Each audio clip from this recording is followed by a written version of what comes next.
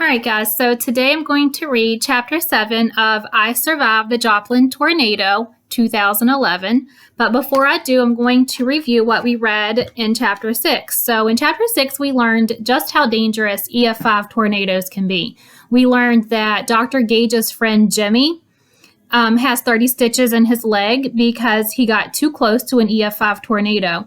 We also learned that Dr. Gage himself has a scar on his arm from where he was too close to a tornado himself. So today I'm going to read Chapter 7. It was Wednesday, April 3rd, 1974, Dr. Gage began, my 11th birthday. I got a brand new bike, and after school, all I wanted to do was ride around town to show it off.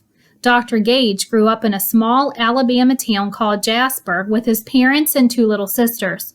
Beautiful place, quiet and friendly, a little like Joplin. The day was hot and very humid, not unusual for Alabama in the springtime. There were thunderstorms forecast all around the south up into Ohio. That wasn't so unusual either. But there was nothing usual about these storms. They were supercells. While Dr. Gage was happily riding his bike along the peaceful streets of Jasper, storms were already unleashing tornadoes for hundreds of miles in every direction. Boom! A tornado touched down in Cleveland, Tennessee, destroying the entire town. Boom! Another took aim at Xenia, Ohio, wiping out a neighborhood of brick houses, destroying a high school, and killing 32 people. Boom, boom, boom. Tornadoes struck in Kentucky, Indiana, and Georgia. At 5:15, the skies in Jasper grew suddenly dark and it began to pour. I figured it was just a thunderstorm.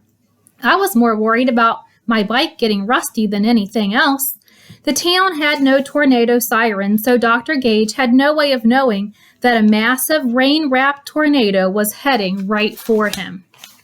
I pulled to the side of the road to wait out the storm. I waited there under a tree, thinking about the cake my mother was making for me. It started to hail, huge stones that pounded down. My ears started to pop like crazy. I didn't know that was a sign that a tornado was coming. The air pressure is so low inside a tornado that the sudden change in pressure makes your ears pop, like when you're in an airplane. Dex had never heard that. And then there was a sound like nothing I'd ever heard before.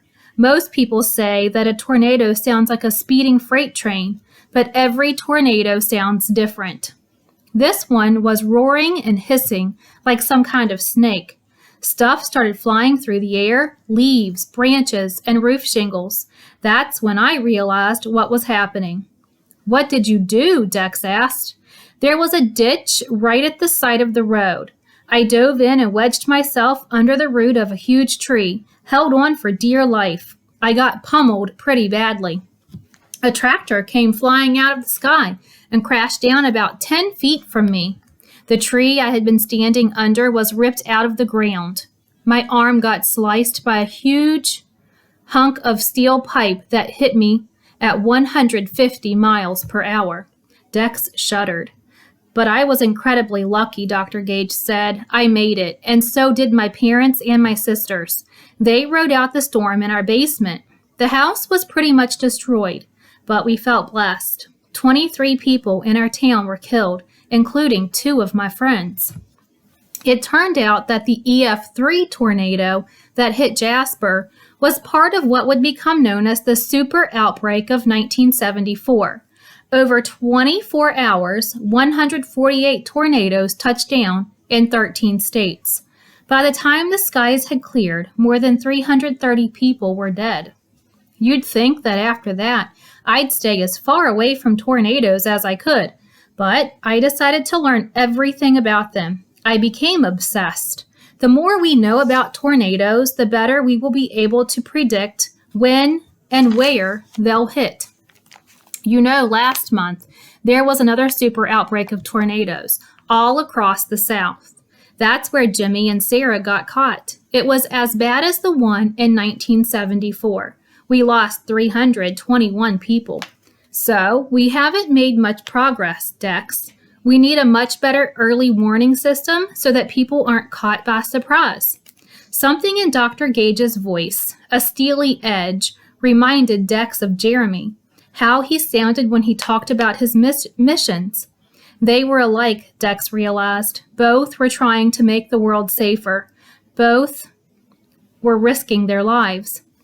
Both were hunting killers. Dex wanted to know more about what had happened to Dr. Gage that day. But just then, Dr. Gage pointed out the window at a whirl of thick gray clouds rushing in from the west. "There it is," he exclaimed. It was their storm. The chase was on. And that's where chapter 7 ends. So tomorrow I will read to you from chapter 8. And I'll see you then.